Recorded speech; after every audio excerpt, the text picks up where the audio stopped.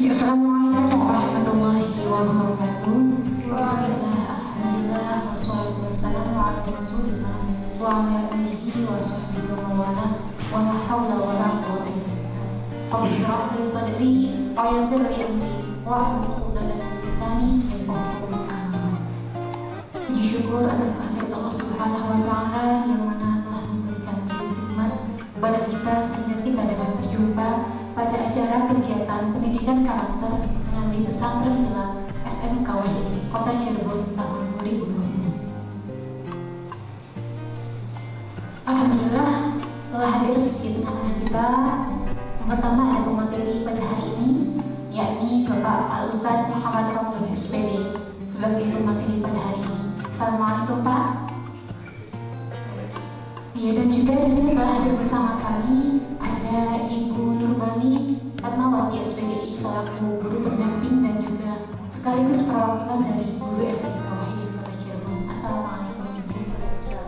Ya, dan juga di sini juga telah hadir perwakilan dari siswa-siswi SMK Wahidin Kota Cirebon, yang mana marilah pada hari ini kita mulai saja acara pada hari ini dengan bersama-sama membaca basmalah.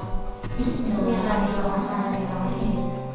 Dan selanjutnya adalah pemaparan materi dari Al-Ustadz Muhammad Romdon SPD. Kepada beliau dipersilahkan.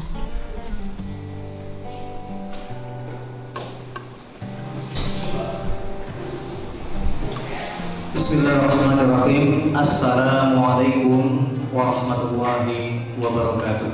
Waalaikumsalam warahmatullahi wabarakatuh.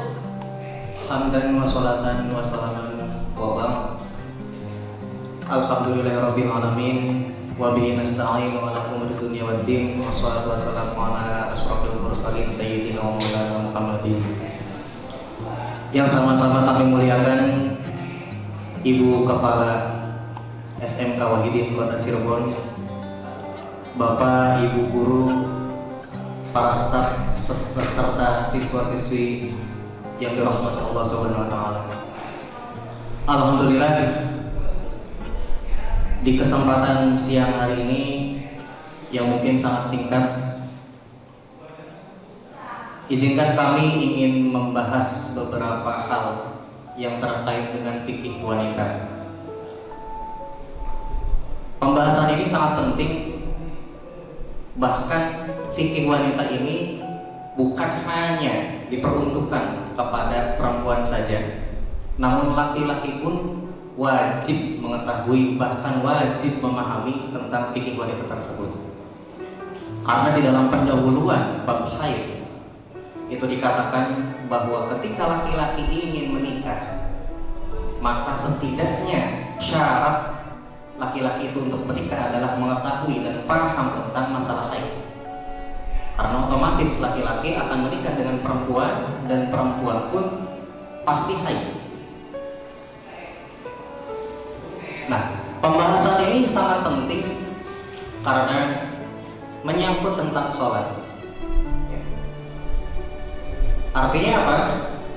Menurut Syekh Husain bin Ali Al-Maki Al-Maliki itu merumuskan beberapa hukum, ya, yang dimana ada fardu, ada wajib, sama rukun, ya, dimana ketika kita tidak sholat, artinya ketika kita tidak paham masalah haid, maka kita pun secara otomatis akan meninggalkan sholat secara sia-sia, ya.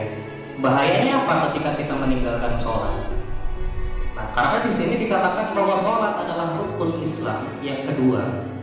Maka ketika ada orang atau hamba Allah atau umat Islam meninggalkan salah satu rukun, ya, maka sesuatu tersebut tidak akan sah. Artinya apa? Jika sholat itu termasuk rukun Islam yang kedua, maka ketika ditinggalkan sholat tersebut, Islamnya tidak sah. Oleh karena itu, kita sama-sama pahami tentang bagaimana cara membedakan antara waktu haid, ya, lamanya masa suci, ya, terus tata cara mandi, ya, itu seperti apa? Mari kita simak sama-sama, ya. Silahkan bawa buku catatannya, dan ketika ada yang penting silahkan dicatat, ya. Lalu kalian pelajari sama-sama. Baik. Poin yang pertama adalah ketika kita berbicara tentang haid, berangkat dari pasal fi alamatil wudu. Ya, jadi di sini dikatakan alamatul bulughi salah satun. Ya, jadi tanda-tanda balik itu ada 3. Yang pertama, tamama khamsa asyarata sanatan fi dzakari wal unsa. Yang pertama adalah sempurnanya usia 15 tahun bagi laki-laki dan perempuan. Artinya apa? Ketika laki-laki dan perempuan sudah menginjak usia 15 tahun, maka dia dikatakan balik, meskipun tidak didahului dengan haid atau keluar sperma. Yang selanjutnya wal ihtilamu fi dzakari wal unsa li sini, yaitu keluarnya sperma atau mimpi basah bagi laki-laki dan perempuan ketika usia berapa tahun? Litis aisinina, karena usia 9 tahun. Ya. Artinya apa? Minimal ketika kita sudah menginjak usia 9 tahun, lalu di situ kita mengeluarkan sperma atau mimpi basah, maka itu pun tidak harus menunggu usia 15 tahun untuk balik. Ya. Baik, yang selanjutnya adalah wal haidu fil unta di sini. Ya. Bagi perempuan yang haid fil unta litis di sini. Jadi perempuan haid itu harus minimal 9 tahun. Ya, minimal usianya 9 tahun. Ketika sebelum dari 9 tahun itu sudah mengeluarkan darah, maka itu kita harus yakin itu adalah bukan darah haid. Ya. Jadi poin di sini adalah yang pertama, ketika kita ingin mengetahui darah itu darah haid, maka dipastikan bahwa perempuan itu adalah usianya 9 tahun. Baik. Nah, itu semua ya, yang tadi usia 15 tahun, anak yang sudah mimpi basah, dan perempuan yang haid minimal usia 9 tahun itu semuanya terkena hukum taklif di dalam fikih. Ya. Artinya dia sudah terbebani oleh syariat Islam. Ya. Jadi seperti dosa dan pahalanya itu semua sudah ditanggung masing-masing, seperti itu. Baik. Maka ketika kita sudah mengetahui usia 9 tahun adalah minimal usia untuk perempuan, maka pembahasan yang selanjutnya adalah aqallul haid, ya, tentang haid. Ya, kita tahu semua bahwa yang namanya haid itu adalah darah yang keluar dari farji perempuan, ya, yang mana darah itu berasal dari rahim. Ya, oleh karena itu maka kita harus paham, ya, apakah ini darah haid ataukah ini darah selain haid, istihadah, darah penyakit atau yang lainnya. Oke. Aqallul haidi yaumun wa lailatun. Ya. Seorang perempuan ketika mengalami haid, paling sedikitnya itu adalah yaumun wa lailatun, 1 hari 1 malam. Ya. Maka penjelasan para ulama di sini bukan 1 hari 1 malam, siang dan malam, artinya harus 24 jam. Ya. Maksudnya begini, ketika si perempuan itu datang bulan, ya, contoh ketika duhur itu keluar darah. Nah, nanti asar itu harus dilihat lagi. Kadang-kadang ada orang haid yang tidak normal, artinya tidak rutin seperti itu. Kadang-kadang mampet, ya, terus keluar lagi. Nah, artinya apa? Ketika keluar itu harus dihitung berapa jam. Ya, contoh misalkan duhur keluar, ya.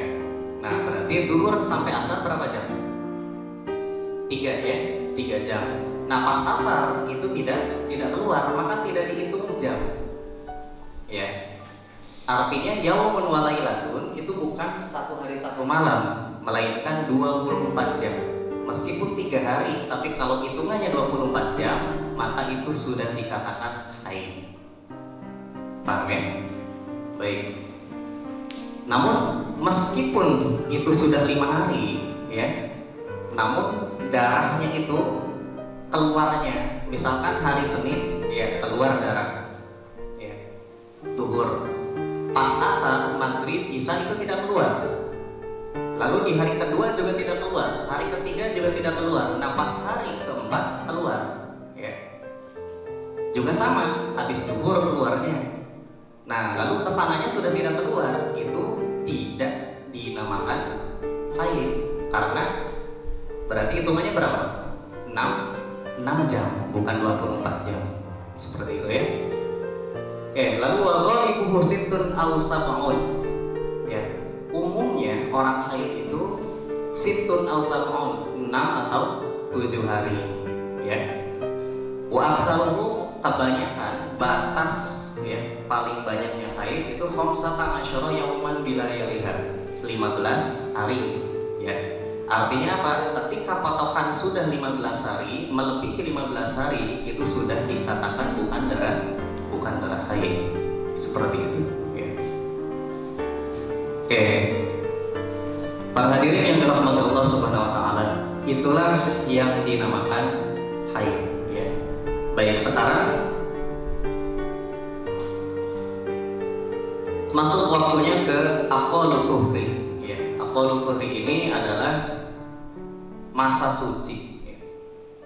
Baik, ini juga penting karena masa suci itu kadang-kadang kita tidak paham, ya. Maka kita rujukan di dalam salah satu kitab aqalul tuhri bainal haidataini, ya. Yang pertama adalah paling sedikitnya masa suci, ya, antara 2 haid.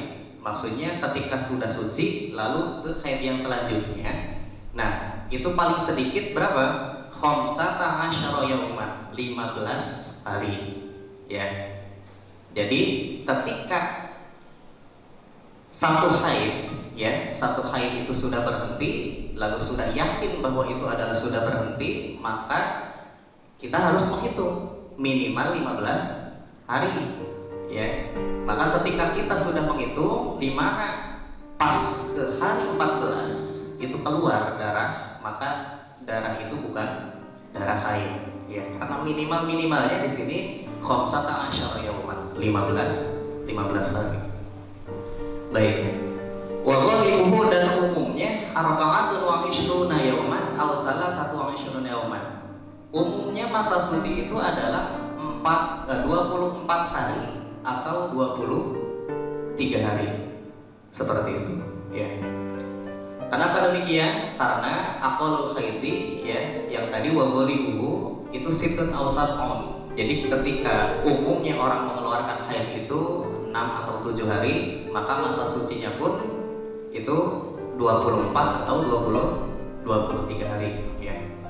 Wala hadda li aktsarihi, dan paling banyaknya masa suci itu tidak terbatas, ya. Biasanya ini dialami oleh orang-orang yang sudah sepuh seperti itu, ya. Bahkan di dalam syarah kitab Sabinah itu diterangkan bahwa ada manusia mulia namanya Fatimah Az-Zahra, di mana beliau tidak pernah yang namanya mengeluarkan darah haid seperti itu. Baik. Oke, ketika kita sudah memahami tentang haid, ya, maka ada 10 hal yang haram bagi orang haid, ya. Jadi ketika orang haid itu harus menghindari 10 hal tersebut, ya. Yang pertama as-sholatu, yang pertama sholat. Sholat itu memang diwajibkan ketika sholat fardu.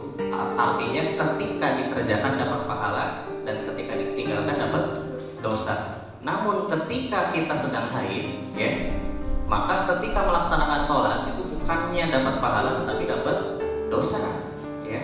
Maka harus dihindari ketika orang haid itu sholat. Yang kedua tawaf. Tawaf itu adalah mengelilingi Ka'bah, ya, biasanya ketika umroh atau haji. Ya, baik, saya percepat. Wa masul mushafi, orang haid juga dilarang menyentuh mushaf. Nah ini, ya, ini yang sering terjadi, ya. Artinya apa? Ketika kita lagi punya hadas, ya hadas besar, ya, atau sedang haid, itu dilarang untuk menyentuh mushaf. Ya. Jadi kalau ingin menyentuh mushaf, ya harus selesai dulu haidnya, harus mandi besar lalu bisa menyentuh mushaf. La yamassuhu illa mutahharun. Terus yang keempat adalah wahamluhu, bawa mushaf. Ya, termasuk membawa mushaf itu tidak diperbolehkan. Apa bedanya menyentuh sama membawa? Kalau membawa itu belum tentu menyentuh. Bisa jadi kalau kita bawa pakai tas, ya, atau pakai jinjingan dan lain sebagainya, itu kan tidak disentuh, namun dibawa. Dan itu pun itu dilarang, ya, haram ketika kita sedang haid. Ya. Terus yang selanjutnya walubtu fil masjidi, diam di dalam masjid seperti i'tikaf atau acara-acara yang lainnya, ya, ketika haid itu tidak boleh. Terus yang selanjutnya wa qiraatul Qur'ani, membaca Quran. Nah, ini juga ya sering disalahpahami. Artinya apa? Ketika orang sedang haid, ya, itu dilarang membaca Al-Qur'an. Ya, meskipun Al-Qur'an membacanya hukum asalnya adalah sunnah, namun ketika haid malah haram. Seperti itu ya. Terus yang selanjutnya, orang yang haid juga adalah dia haram wasaumu, puasa. Ya. Makanya tidak boleh puasa ketika orang sedang haid. Ya. Terus wattolaku, orang haid juga dilarang cerai. Ya. Nah, maka ketika ingin cerai, ya harus selesai dulu haidnya, ya, baru silakan diproses. Ketika orang itu sedang haid, maka tidak diperkenankan. Ya. Lalu yang selanjutnya wal mururu fil masjid, lewat di dalam masjid. Ya. Orang haid itu tidak boleh lewat di dalam masjid. Nah, namun di sini dikatakan in khofat talwithahu. Ya, ketika khawatir darahnya netes, ya, maka sekarang banyak ulama memperbolehkan itu, ya, karena sekarang sudah ditemukan yang namanya pembalut, ya, yang mana pembalut itu bisa melindungi, ya, darah yang netes ke masjid seperti itu. Oke. Yang haram bagi orang haid yang terakhir adalah wal istimta'u bima baina surah wa rukbah. Ya, jadi bersenang-senang suami istri, ya, atau berhubungan suami istri itu ketika haid itu tidak diperbolehkan atau haram. Ya, ketika si perempuan lagi haid, ya, di daerah mana baina surah wa rukbah, ya, di antara pusar dan lutut. Jadi kalau pembahasan selanjutnya selain itu boleh, silakan. Baik, gitu ya. Oke, yang terakhir saya percepat. Pembahasan yang terakhir adalah furudul ghusli. Bagaimana sih ketika kita sudah suci lalu ingin menghilangkan hadas besar? Ya, maka harus mandi dulu, ya. Nah, di sini dikatakan furudul ghusli ithnani. Mandi wajib atau mandi junub, ya, atau mandi setelah haid itu ada 2 fardu. Yang pertama an-niyatu, niat, ya. Yang kedua wa ta'mimul badani, ya, meratakan seluruh badan bil ma'i dengan air, ya. Nah, ketika 2 ini sudah dikerjakan, maka sah hukumnya kita untuk sholat kembali seperti itu, ya. Nah, mungkin itu pembahasan singkat kali ini, ya. Kurang lebihnya mohon maaf. Saya kembalikan kepada moderator. Terima kasih disampaikan kepada Bapak materi yang telah memaparkan materi pada hari ini. Dan selanjutnya adalah sesi tanya jawab kepada siswa SMK Wahidin. Dipersilakan untuk bertanya. Bapak, saya ingin bertanya.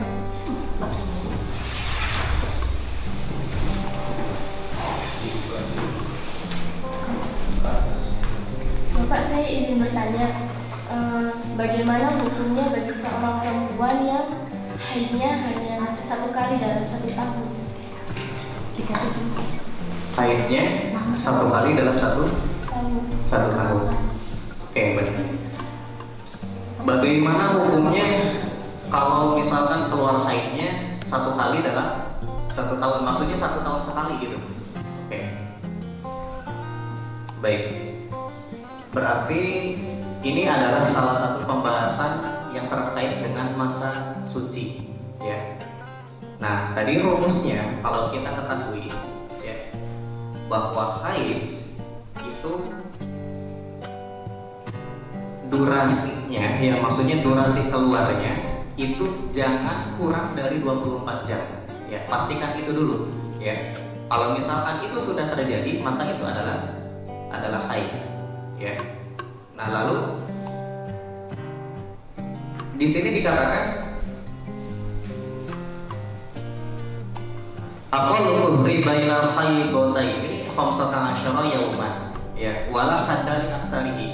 Nah, masa sucinya itu tidak terbatas bagi orang yang sedang haid. Ya. Maka dari itu sah-sah saja kalau misalkan orang itu keluar darah, ya. Namun misalkan 1 minggu keluar darahnya. Nah, lalu dia tidak keluar darah selama 1 tahun itu, ya. Maka yang kemarin itu keluar darah itu namanya darah haid, ya. Yang setahun itu berarti dia masa sucinya, ya. Dan itu tidak apa-apa karena di sini walakat dari aktsarihi. Jadi masa sucinya itu tidak terbatasi. Seperti itu, ya. Ya, baik, siapa lagi?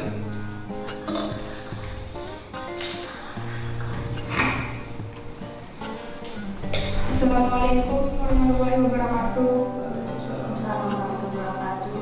Nama saya Anissa Aurelia dari kelas 11 OTKP 4. Izin bertanya, Pak. Jika pada saat mandi wajib kita tidak hafal niatnya, itu bagaimana, Pak? Mandi wajib tidak hafal? Niatnya. Tidak hafal niatnya. Iya. Oke, baik. Mandi wajib, ya.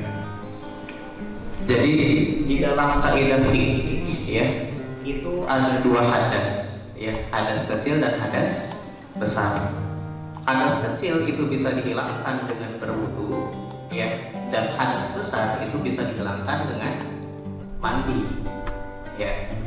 Nah, dalam hal ini bagaimana kalau misalkan kita tidak hafal, ya, niat mandi seperti itu, ya. Saya kira jawaban yang pertama adalah tidak ada sesuatu yang tidak ada. Maksudnya begini. Jadi kita bisa melihat di internet, ya, bagaimana niat mandi lalu dihafalkan seperti itu. Ataupun misalkan tidak mengenal internet, ya, tetap niat itu harus dijalankan. Karena di sini furudul ghusli, fardunya mandi itu ada 2. Yang pertama niat, yang kedua wa ta'mimul badan, ya, meratakan seluruh badan.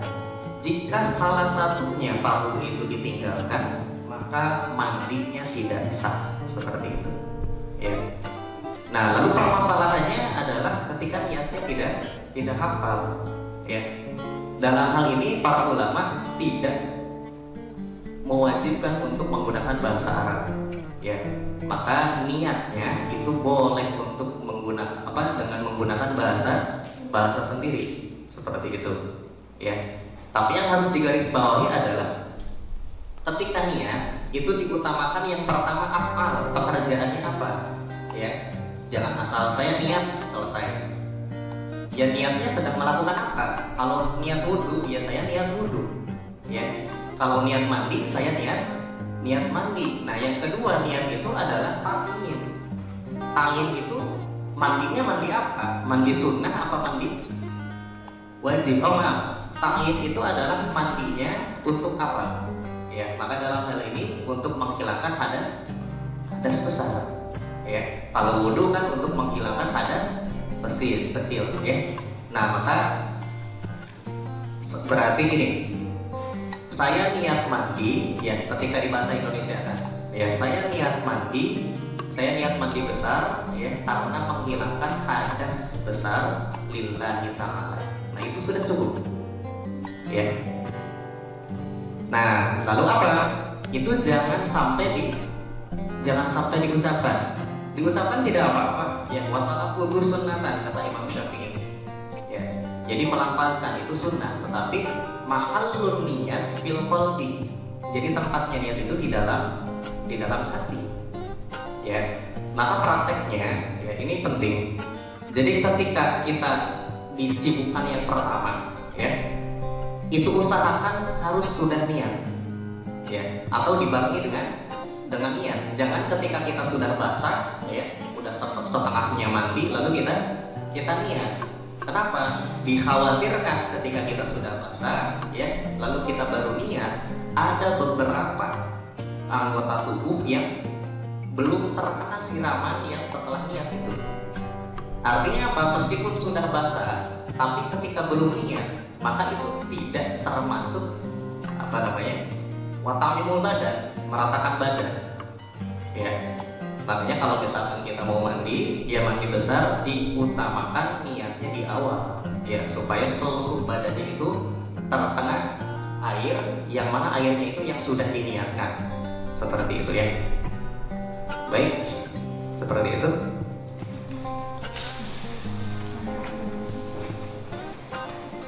Assalamualaikum warahmatullahi wabarakatuh. Saya Ismail Syafira dari PM 6. Saya ingin bertanya, bagaimana hukumnya keramas dan memotong kuku di saat haid? Oke. Baik. Bagaimana hukumnya keramas gitu dan memotong kuku ketika haid? Baik. Oke. Jadi hukum memotong kuku ya atau keramas gitu ya. Para ulama di sini memang ada salah satu hadis ya, namun hadisnya ini lemah gitu ya. Dikatakan bahwa nanti suatu hari di yaumil akhir itu semua anggota tubuh akan meminta pertanggungjawaban ya. Dan itu pun menunjukkan bahwa itu bukan haram tapi makruh ya. Maksudnya begini, kesalahpahaman ya yang terjadi ya pada zaman sekarang itu adalah ketika orang lagi haid ya, misalkan rambutnya rontok ya atau kukunya terkelupas, nah itu suka disimpan ya, lalu ketika dia mandi itu si rambut ikutkan mandi seperti itu. Nah itu sesuatu yang salah ya, sesuatu yang salah. Artinya apa? Ketika kita haid ya, ketika si perempuan itu haid, memotong kuku atau menggunting rambut pun diperkenankan, tidak apa-apa ya, apalagi yang rontok seperti itu. Lalu bagaimana ketika hukumnya keramas? Ya silakan diperbolehkan. Kenapa orang zaman dulu itu tidak boleh keramas ketika halangan, ketika haid ya? Karena khawatir orang yang haid itu dideketin sama suaminya, seperti itu, menarik suaminya. Akhirnya apa? Akhirnya bagaimana supaya penampilannya tidak baik, seperti itu. Ya namun diperkenankan, silakan. Ya. Nah, sama seperti halnya menggunting kuku atau dengan rambut yang rontok. Ya. Pembahasannya nanti ke furudul ghusli, bagaimana kita ketika mandi ya, ketika menghilangkan hadas besar tersebut. Nah di sini kan dikatakan wa ta'mimul badani bil ma'i ya, meratakan seluruh badannya dengan air. Artinya di sini wa ta'mimul badan adalah seluruh tubuh yang nempel pada badan ya, yang wajib dimandikan itu cuma itu. Sekarang pertanyaannya, ketika rambut itu rontok masih nempel nggak? Jelas enggak ya. Nah maka itu tidak wajib untuk dimandikan, seperti itu ya. Baik, terima kasih. Kesimpulannya adalah ketika kita sudah memahami tentang haid, maka kita wajib untuk mengamalkan, kita wajib untuk mempraktekkan di dalam kehidupan sehari-hari ya. Jangan kita menyia-nyiakan, jangan kita salah paham tentang hukum haid, karena itu berkaitan dengan sholat ya. Apabila kita meninggalkan sholat atau kita menyepelekan sholat, termasuk fawailul lil musallin di dalam Al-Quran, orang yang disiksa ya. Baik, seperti itu. Silahkan ketika ada yang tidak paham, silahkan diulang-ulang video ini ya, semoga bermanfaat bagi kita semua. Wa lakum minkum. Assalamualaikum warahmatullahi wabarakatuh. warahmatullahi wabarakatuh. Oke, jadi dari pertanyaan-pertanyaan yang sudah ditentang, sudah dijawab. Dan baiklah, oleh karena itu sampailah pada kesimpulan yang mana dapat disimpulkan bahwasanya pada pertemuan kali ini mengenai fikih perempuan, setiap muslimah itu harus belajar untuk bersungguh-sungguh dalam mempelajari agama Islam. Dalam artian di sini laki-laki dan perempuan, ketika perempuan diberikan suatu perbedaan antara laki-laki dan perempuan secara khusus, hukumnya pun khusus, oleh karena itu harus dipelajari dengan sungguh-sungguh. Dan juga mengenai haid ini, mengenai mandi wajib juga, dan juga tata cara yang seharusnya dilakukan harus lebih digali lagi. Dan juga penting untuk bukan hanya perempuan namun juga laki-laki dalam memahami fikih perempuan ini, karena laki-laki akan menjadi pemimpin bagi perempuan kelak dan juga untuk keluarganya, karena setiap dari kita adalah pemimpin dan pemimpin akan dimintai pertanggungjawabannya. Semoga apa yang kita pelajari hari ini dalam acara ini dapat bermanfaat bagi kita semua dan juga bisa diaplikasikan dalam kehidupan kita dengan baik, dan juga selalu belajar untuk terus menggali ilmu yang belum diketahui dan menjadi lebih tahu lagi, dan semoga menjadikan ilmu itu barokah untuk kita semua. Akhirul kalam, usikum wa nasihatullah wa na'akum minkum wa Wassalamualaikum warahmatullahi wabarakatuh.